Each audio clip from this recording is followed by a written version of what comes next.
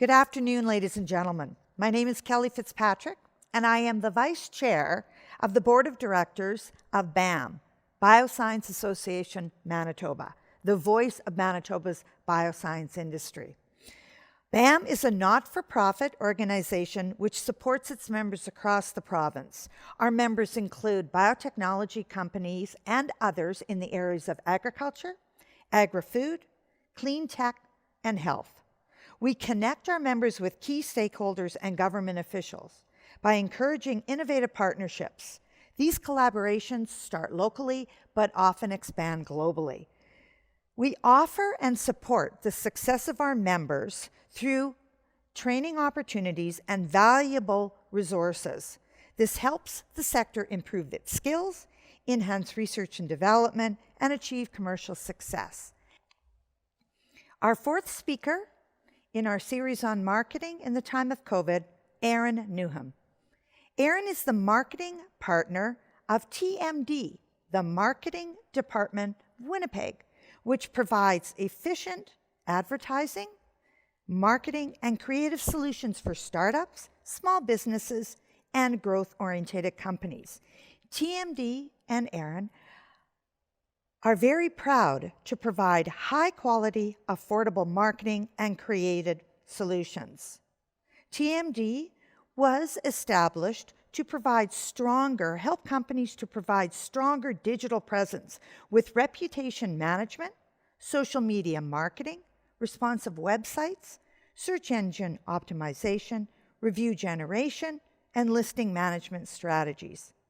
Aaron is a very busy individual, also being the owner of Campsite Media, as well as brandshapers.ca, which he founded in 2018. I'm very pleased to introduce Aaron and his talk today, Generating Leads with Social Media.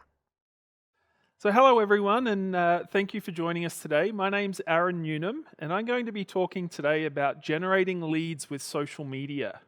We're going to be covering a few things in today's presentation. We'll talk a little bit about who your ideal customer is. We'll discuss what the consumer journey looks like in 2020. We'll talk a little bit about how marketing has changed over recent years. We'll also discuss how to build a strong digital reputation and how to use social media to find and generate leads for your business. A little bit about TMD marketing though. We are a small digital marketing agency here in Winnipeg, Manitoba, that's designed specifically to help small businesses and medium-sized businesses and organizations establish strong digital footprints.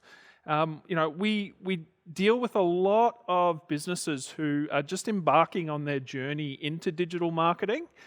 So we're really here and we exist to help them along their journey and help them along the way.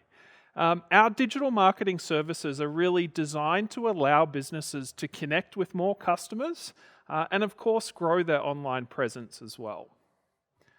So thinking about who your ideal customer is, one of the keystones of any marketing strategy, whether it be a social media strategy, whether it be a content marketing strategy, whether you're utilizing traditional media, it's always really, really important to understand who your ideal client is and who your ideal customer is.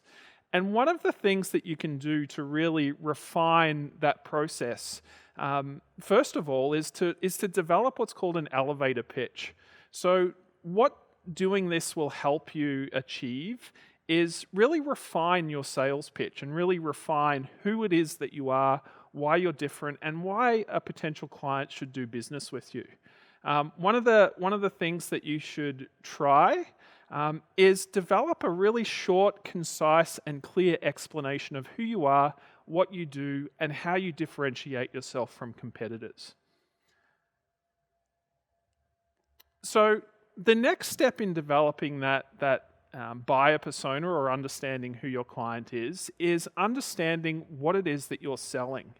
If we have a look at these examples, Apple. When we think about Apple, we think about Macs, we think about iPhones, we think about watches, but really that's not what Apple markets. That's not how they market themselves. They market themselves and we buy innovation. We buy the latest technology and the best gadgets. FedEx is another example. They sell dependability. So when it absolutely positively has to be there overnight. The Victor Cafe is a cafe chain in the US that actually has singing opera every hour on the hour. So when you go to Victor Cafe, it's not for the Italian food, it's for the experience that you're going to have. Visa sells convenience. They're certainly not the cheapest credit card on the market, but they're accepted in so many places that it's convenient to have a Visa card. And Nike, they sell motivation. They're not selling tennis shoes.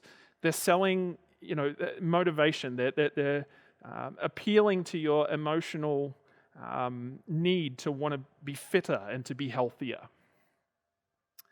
So one of the other things that's critical in developing content and developing the direction for your marketing materials is having a focus and really thinking about and zeroing in on what it is that makes you different and unique. Is it the service that you offer? Is it the fact that you have an unusual offer? Is it a unique product or service in the marketplace? Is it the quality of your product? Or is it the experience that you have? So developing and focusing on certain aspects of who you are and what you do can really help you craft your messaging as well. Understanding the tone in which you wish to communicate. And not so much what you wish to communicate, but how your potential clients want you to communicate with them in. Is your business energetic? Is it conservative? Is it more playful? Is it funky? Is it high tech? Is it personable? Is it bold? Is it soft? Determining your voice can have a profound impact on how and who you develop content for as well. Understanding your reach or who it is you're trying to reach. So what is the key demographic of your ideal customer? What age demographic do they fall in? Is it B2B? Is it business to consumer? Is it men, women, boys, girls? Again, understanding who it is you're trying to reach is only going to make it easier to craft that messaging down the road. So another aspect to crafting your messaging is really trying to get an understanding of what it is your customers care about. Why do they want to do business with you, or why should they want to do business with you? And this all falls under marketing needs and requirements. Why do they need your product or service? And what's going to make them engage with you and do business with you? What competitive forces are there in the marketplace? What's the buying process for your products and services? What is the key decision factor that makes somebody want to choose your business over a competitor? Is it price? Is it service? Support? Availability? Or again, quality of service? So understanding where you fit into the competitive landscape is really important as well. Communication. So where do members of this audience segment go to for information? Are they finding the information that they want and need on your website? Are they doing Google searches? Are they getting this information from trade shows or trade publications, print ads, TV radios, referrals, or social media? So understanding where your potential customers are looking for you is a critical component of making sure you stand out where they're looking. So ultimately, what going through this process will do is help you understand what it is that makes your business unique and remarkable. What is your purple cow? Purple cow, for those of you who don't know, there's a marketing guru by the name of Seth Godin who wrote a book about a farmer who painted one purple cow in his field. And when asked why he did that, it was because he wanted to stand out and be different from all the other farmers that were selling milk on this country road. So again, it's critical to think about how is it that you stand out? What is it that makes you remarkable? And what is it that makes somebody want to do business with you? So with all of that being said, what we're going to do now is take a look at the consumer journey and how the consumer journey has changed over the recent years. The old consumer journey used to look a little bit like this. You would be made, as a consumer, we would be made aware of products or services through ads.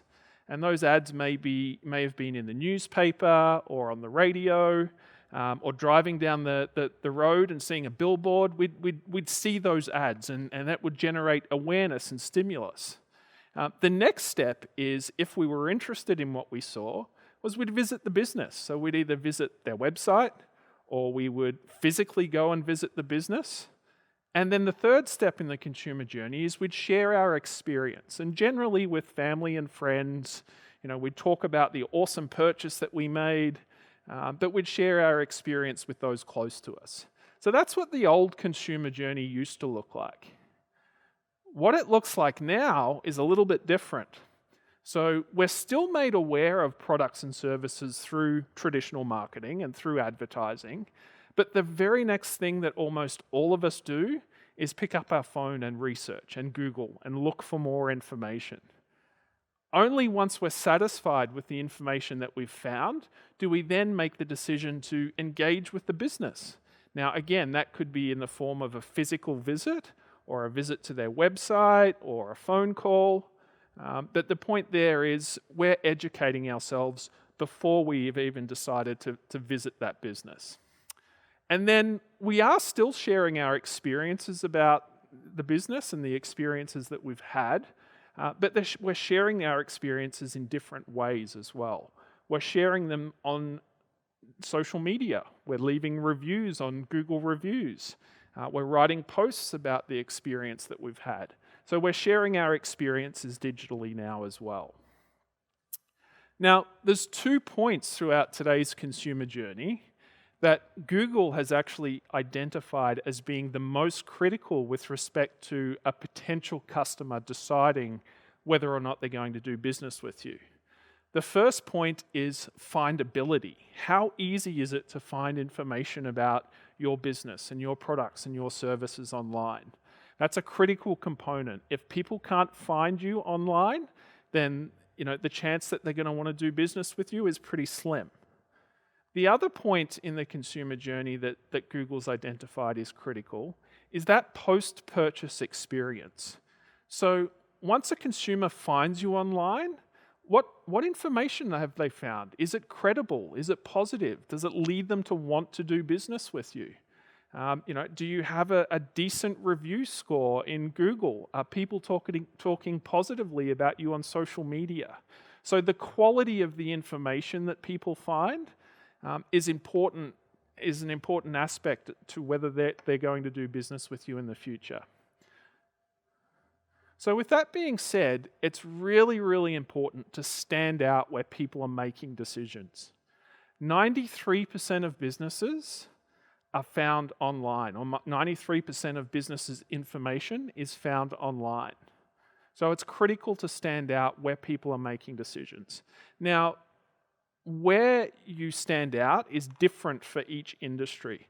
There are some big players like Google My Business is really important. Voice platforms like Siri and Alexa are really important to stand out in nowadays. Platforms like Yelp, Better Business Bureau.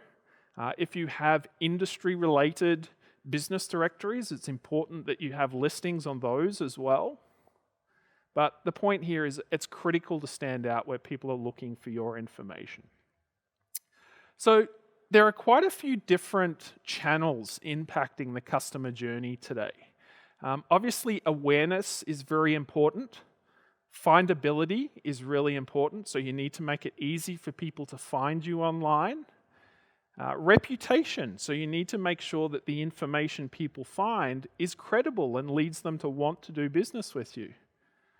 Conversion, so after they've decided, yes, I'm going to do business with this particular business, you need to make it easy for them to convert. Now, what that conversion looks like is different for everyone, but if it's a visit to your website and a request for a quote, or it's a message through social media, you need to make it easy for people to connect with you and convert.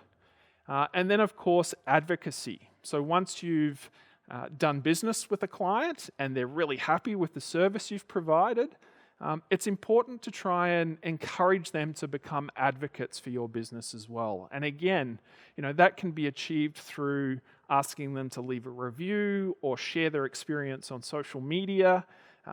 But get them talking positively about your business. Now, looking at each of these channels individually, how do you build awareness in today's environment? Well, there are lots of things you can do. Social media advertising, search advertising are both really popular at the moment, particularly retargeting. For those of you who aren't sure about what retargeting is, that's the process. You've probably all been aware of it, but that's the process of when you visit a business's website and you browse around, you look for some information on a product or service, but then you go away, you don't complete a purchase, you don't connect with them, but then all of a sudden you start seeing their ads in your social media feed and on different websites that you visit. That's called retargeting, and that's a very effective way of building awareness in the marketplace. Automated email campaigns.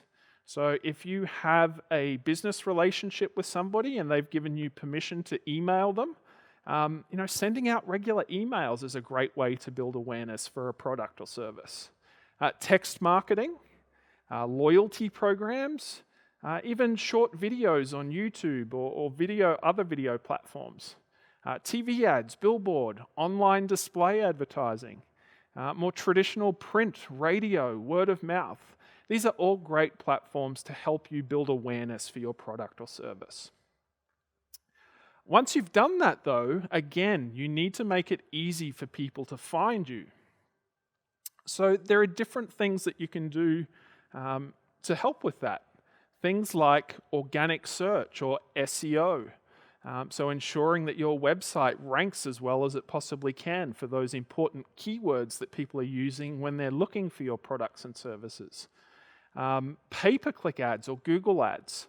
So if you're needing to generate leads and you're needing as an inbound sort of inquiry funnel quickly, you can actually pay Google for the privilege of having your listing show up at the top of different Google searches. Again, making sure that you're listed on platforms like Google Maps, Apple Maps, different online business directories, apps related to your industry or product or service, or voice search is really important as well. Last week was Amazon, I forget the name, their shopping day, their deal week or deal days. And one of the most purchased products last week was an Alexa home voice activated search tool. So voice search is becoming more and more prominent as a way to look for information on businesses and products and services. So you've built awareness, you've made it easy for people to find you. Now you need to make sure that the information they find is credible and leads them to want to do business with you. So some of the things that can help improve your online reputation or increase your chances of somebody wanting to do business with you are things like blogs and articles. Creating a blog section on your website and sharing interesting and engaging and relevant information with your potential clients is a great way to build authority and to build awareness for your products and services. Inviting people to guest on your blog and have them create content that's interesting and engaging is a great way to build your reputation as well. Reviews. So again, asking some of those happy clients that you've dealt with to share their experiences. Ask them to write a Google review or a testimonial that you can use in a case study. Or even, talk about you positively on social media. Hey, give us a shout on social media if you are happy with our service. And of course, friends and family. Asking them to to talk about you in a positive manner is helpful as well. So you've built awareness, you've made it easy for people to find you. The information that they found is credible and leads them to want to do business with you. So the next step, again, is making it easy for people to convert with you. So that conversion, again, it looks different for everybody, but it could be, if your ideal audience is an audience that messages a lot, having a messenger bot on your website. And I'm sure you're all familiar with those, where you'll visit a website and the little person pops up in the bottom right-hand corner and starts talking to you. So, if that's the way that your potential clients want to be communicated with, then, consider a messaging bot.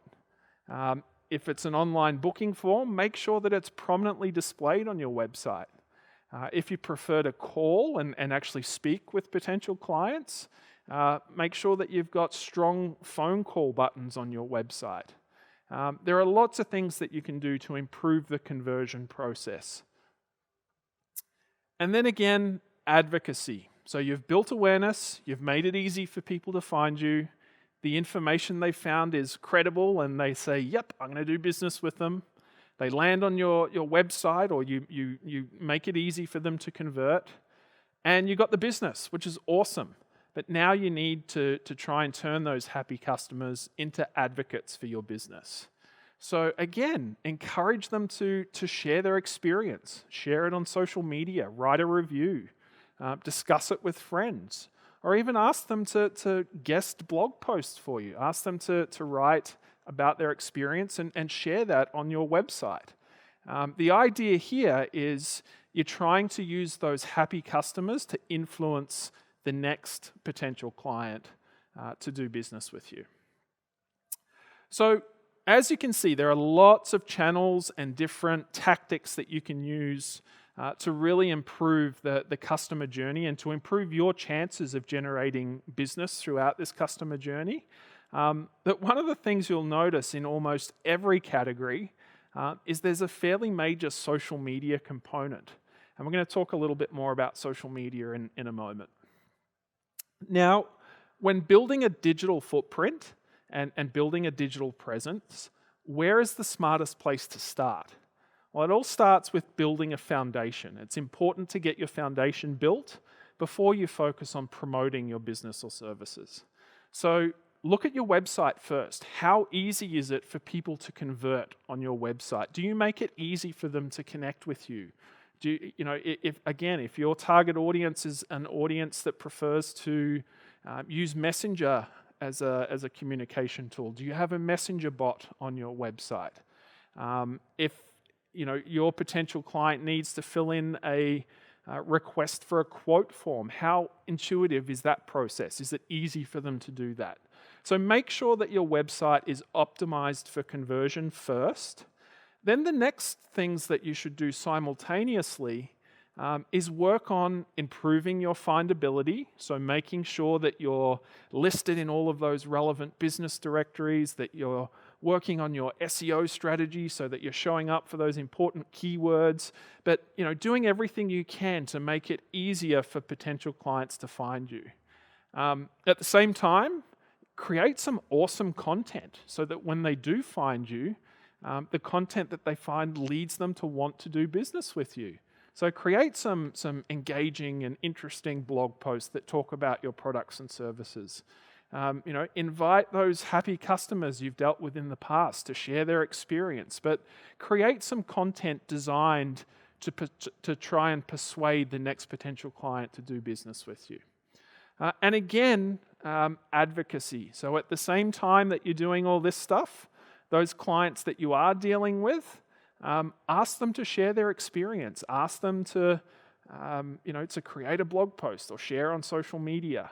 So the whole sort of premise here is build the foundation first, and then the very last thing you do is promote your products and services. So how do you build a reputation? So reputation is simply being intelligent about your online reputation and how others view your business. So reputation management can be broken up into two areas. business and social media listings, and reviews. Now, 97% of consumers find local businesses' info on the web, and 90% of consumers make decisions based on what information they find and what online reviews say. And everyone and their dog has an opinion now. I just had the worst meal of my life at XYZ restaurant in Winnipeg. The fries were soggy and the service was terrible. And I tweeted about that. But then the next person visited that same restaurant and had the best poutine ever. Oh my God, you have to try XYZ poutine in Winnipeg. And they tweeted about it. And even the dog tweets about stuff. So we're all sharing our opinions online. But we're not just sharing them on Facebook anymore. We're not just sharing them on Twitter.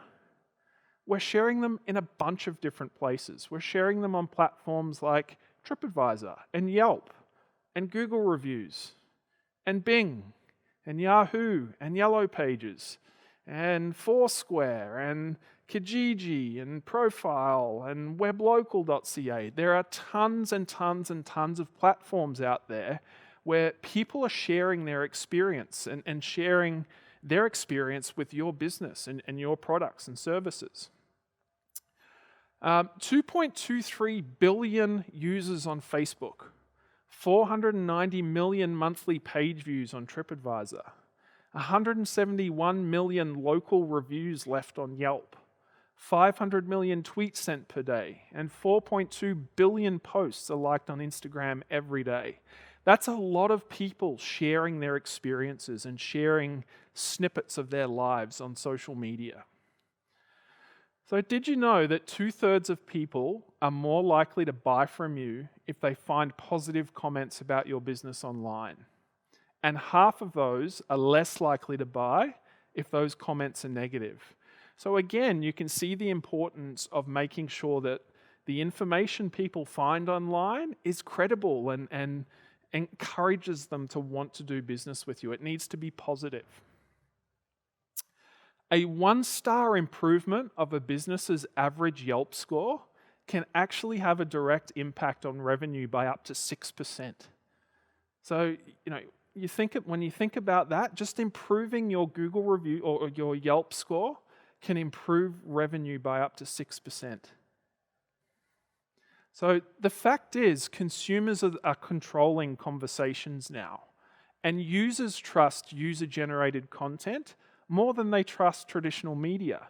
So a perfect example of this is, let's say you're in the food industry or you're a restaurant, and you decide to run an advertisement in traditional media, so on radio, in the newspaper, telling everyone how awesome you are and how you're the best restaurant in the city of Winnipeg. But then, after being made aware of your products and services, that potential customers are Googling you. They're looking for information about you, and they find that you have 50 reviews but a 2-star rating. So who do you think the consumer is going to trust? The traditional media where you're telling people you're awesome, or the user-generated content that of people sharing their experience? So users trust user-generated content more than traditional media. So when a tweet like this goes out, thank God it's Friday, I can't wait to get out of this stub-sucking hellhole. Or a status post like this, oh my God, I hate my job. No one listens to anything I say, even when I'm trying to make our customers' lives easier. Or a terrible review like this one, the worst experience I've ever had, I do not recommend. You need to know, as a business, you need to know where it came from and how to handle it. Because your reputation is not only what you say about yourself, it's what your customers are saying. It's what others are saying about you as well. So your reputation and presence actually go hand in hand. So if you have lots of user-generated content associated to your profile, so your social media profiles, your Google My Business profile, your Yelp profile, the strength of your reputation will increase. So the goal is to improve visibility and reputation at the same time. Now, the reason it's so important to do that is let's say, for example, you're a brand new business and you have spent a ton of money on SEO. So you're right at the top of Google searches when people are searching for products and services related to you. So you're right at the top there. But you're a brand new business and you've got 300 reviews with none of them have left comments. They're just star ratings on Google. So that's not very credible. The average consumer would look at that and go, okay, so these guys are at the top of Google, they're a brand new business, but somehow they've got 300 reviews, but they're just star ratings. So again, the point here is you need to increase your visibility at the same time that you're increasing your credibility. So how do you develop a winning reputation that's both positive and visible? So there's a few things you can focus on: listings and visibility, reviews and mentions, competition monitoring, and social marketing. So let's look at visibility. So visibility, again, is about making sure your customers can find you on the major search platforms, and Google being the largest. So it's important to make sure you're listed where you need to be. And it's also critical to make sure that when you do find platforms to list your business's information on, that the listings are accurate and consistent across all of those platforms. Now, the reason accuracy is so important is there's nothing worse as a consumer than Googling a business or a product or a service and having the incorrect information come up. Wrong phone number, you've moved address, the hours of operation have changed. There's nothing more frustrating as a consumer to have incorrect information come up in a Google search. It drives us crazy, but it also drives Google crazy. Accurate listings will actually, Google will give you preferential treatment and improve your rankings if you have lots of active and accurate listings out there. So the more consistent your listings are, the higher up you'll actually appear in Google searches, which is really important. So reviews and mentions. Online reviews are marketing gold. And there are 3 steps to review success. One is to engage the reviewer. Now, why would you engage somebody that's left a horrible comment for you on Google reviews or on Facebook? The answer's simple. Again, if you think about the way that we used to do business, if you went and purchased let's say you needed a new piece of furniture, you needed a new dining table. So you went to IKEA, bought a new dining table, came home, and there was a missing leg. What would you do? You would call IKEA. You would say, hey, what the hell's going on? I'm missing a leg to my table. And they deal with the complaint. They deal with the issue. It's no different when people are leaving their experiences on social media. If somebody has had a bad experience, engage with them and respond to them. Respond to them and say, hey, we're really sorry that you've had a negative experience. We'd love to help you and love to get to the bottom of this. Would you mind giving us a call on this phone number or shooting us an email at this email address? It'll satisfy that person, but it will also show other people that you're willing to try and get to the bottom of the issue. You're willing to try and make a difference. So always engage the reviewer. Number 2 is to think of reviews as management tools. So if you're getting and receiving lots of comments on social media about the awesome service that one of your staff members has been giving, use that as an opportunity to reward them and to thank them for their awesome efforts. On the flip side, if you're getting lots of negative reviews about the speed of your service, perhaps that's an indication that you need to invest in training or changing some policies around. So reviews can be incredible management tools as well. And then the third step to review success is harvesting that user-generated content. Encourage customers to leave reviews and use those reviews in your marketing materials.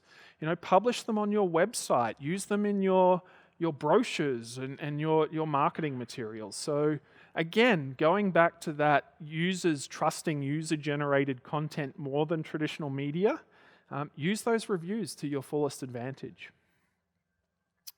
Monitoring the competition. So monitor the competition and outdo them. So post more social media updates than your competitors do. Aim for better reviews, a better review score. Compare placement in searches for different keywords and develop content around your weaker ranking terms. Now, I believe part of this conference, you'll have somebody talking to you about SEO, which is excellent. Because again, it's a critical component of making sure that you stand out, not only ahead of your competitors, but where your potential clients are looking as well. So, think about what are some of the keywords that they're using when they're searching for products and services that you offer. Do an inventory of where your competitors rank in Google for those keywords. And if they're coming up ahead of you, think about developing some content that will help you achieve better rankings in Google. And of course, watch for their offers and then jump in at the right time. If a competitor is providing an awesome product or service and they have a special offer, don't just ignore it. Use that as an opportunity to leapfrog them and do even better yourself. So social marketing. So it's one thing to monitor your online reputation, but you also need to invest in building it as well. Being successful on social media is really about accomplishing 3 things. 1, building a fan base.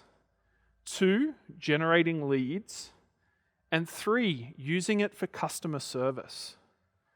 Now, there are 3 ways that you can build a fan base on social media. And this first one's the most difficult. So post interesting and relevant content on a regular basis. And again, this is why it's so important to understand who your ideal customer is, because until you do that, it's very difficult to understand what types of content is going to be interesting and engaging for them. Just because you like cat videos, that doesn't mean your potential clients are. You need to know who they are in order to create content specifically for them. And remember, you should always vary your posts as well. Nobody would watch a TV channel with 24/7 commercials, so why would they do that online? Throw in some entertainment. Throw in some educational content. Throw in some behind-the-scenes type content. Throw in some promotional content, sure, but don't overdo it. You need to vary your content to ensure that you're not annoying people. So connect with influencers. Now, this is a big one that a lot of small and medium-sized businesses really don't take advantage of. So do some research and have a look at who some of the big players are on social media in your industry. So, do some searches on Facebook and Instagram and Twitter, LinkedIn even, and use some of those search terms and some of those keywords that you want to show up for to see what social influencers are out there.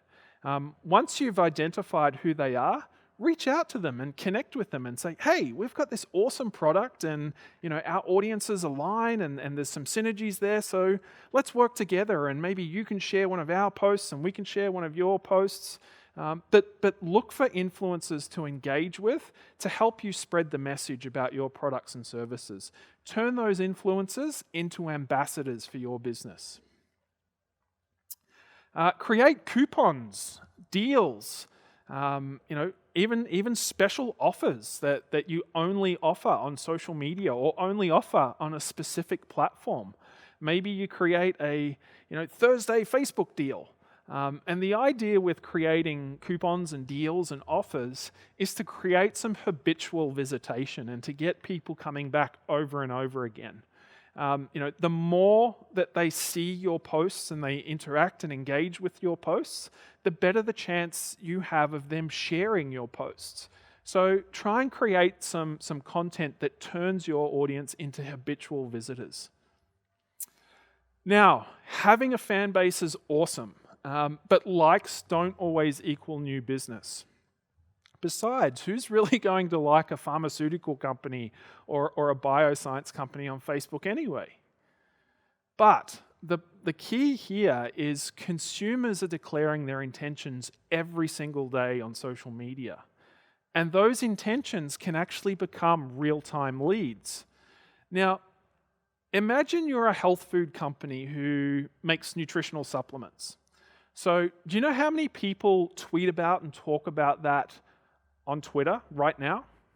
Well, we're going to take a look. I'm going to actually jump online, and we're going to do a quick search. We're going to use a social media monitoring tool so you can find and identify who's talking about nutritional supplements online. So I'm just going to bring my laptop up.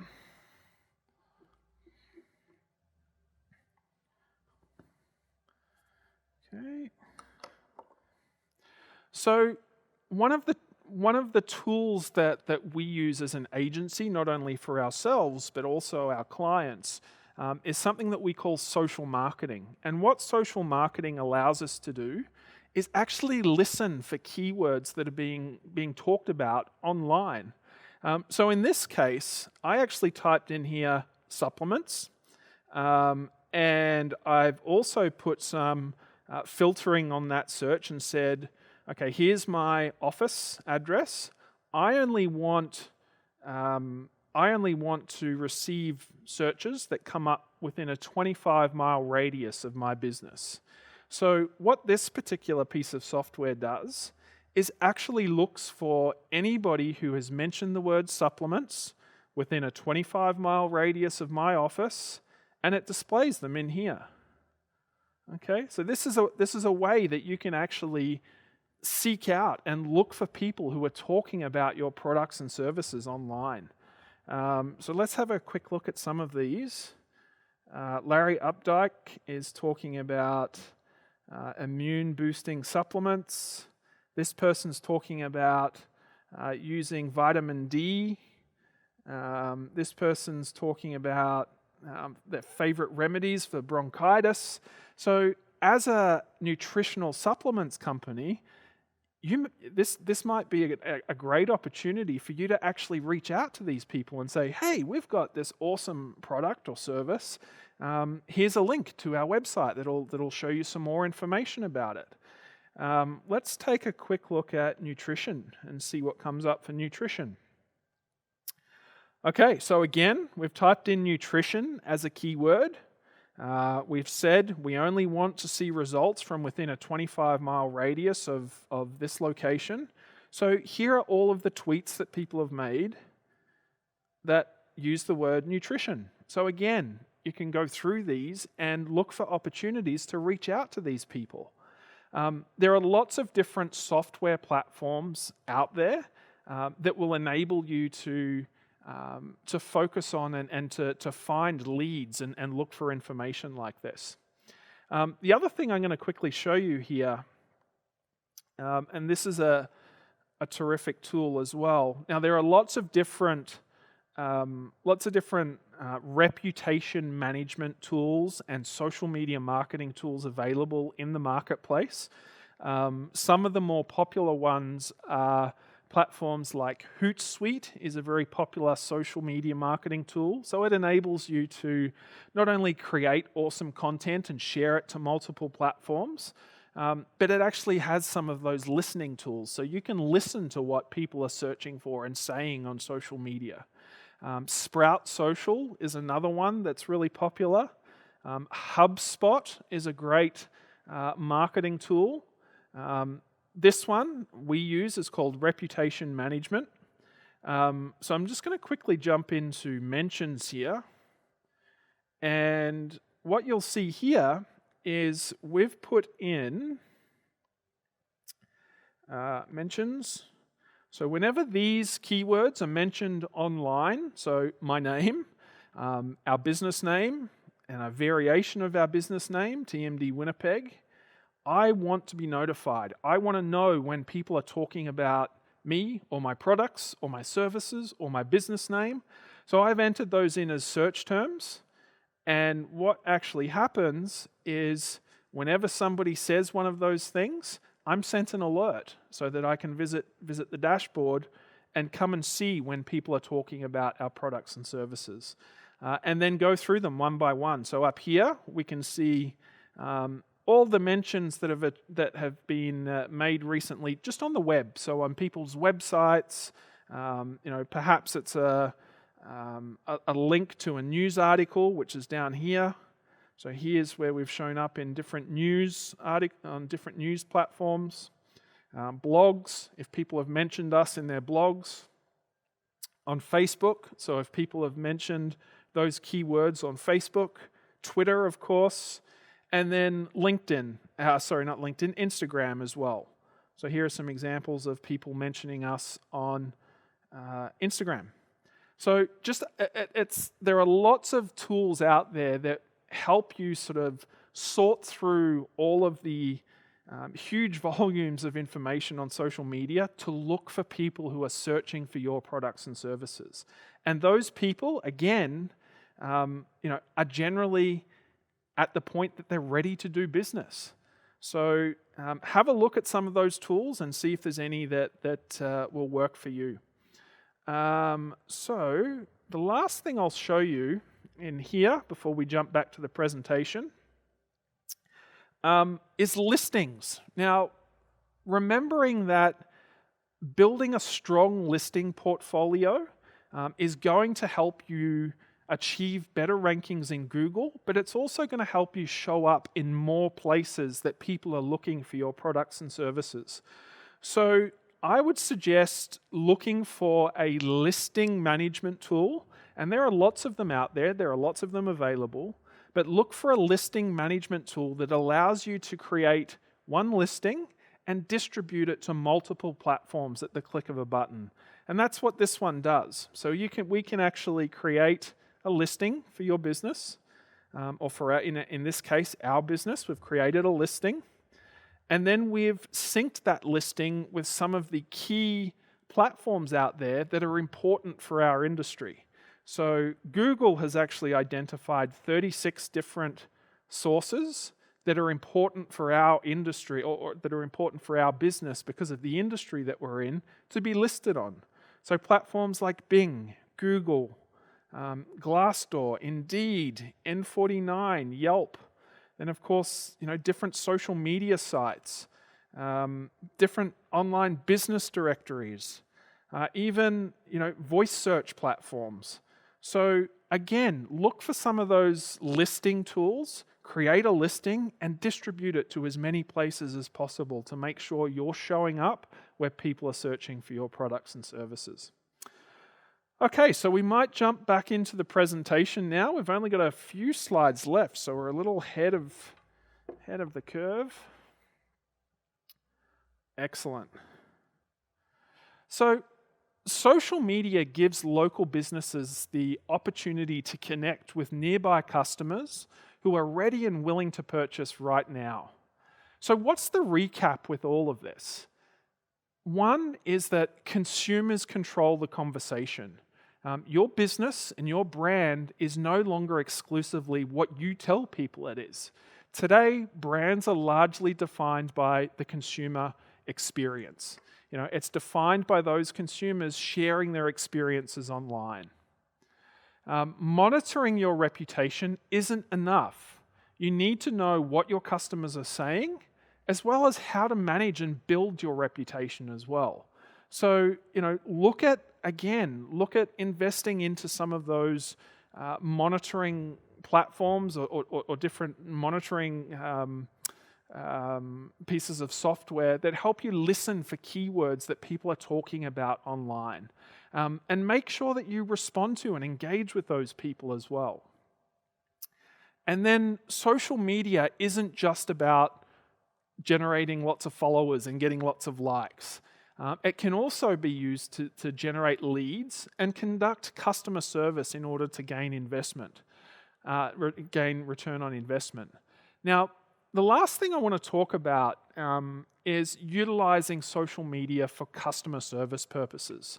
65% of people actually suggest that they prefer to use social media when they have an issue with a product or service. And a great example of that, my wife, before COVID made such an impact on everyone's lives, had booked us a trip to Vegas. And she booked it through TripAdvisor, I think it was. And there was an issue with the booking. Something had screwed up and we were double charged or something like that. So in order to rectify that, she tried to call TripAdvisor, she tried to email them, to no avail. However, the moment that she jumped on Twitter and tweeted at them and said, "Hey, what's going on? You guys have screwed up and I need somebody to help me out." Within minutes, we had a response, and a response asking us to direct message them and deal with the issue. So utilizing social media for customer service purposes is a great way to build your reputation as well, because again, you're showing other social media users that you're engaged and you care about people's concerns and issues. So with that being said, I'd like to thank you for your time. Hopefully you've enjoyed the presentation and you've got some good info that you can take away to your businesses. And thanks very much. If anyone has any questions, feel free to connect with us. Thank you.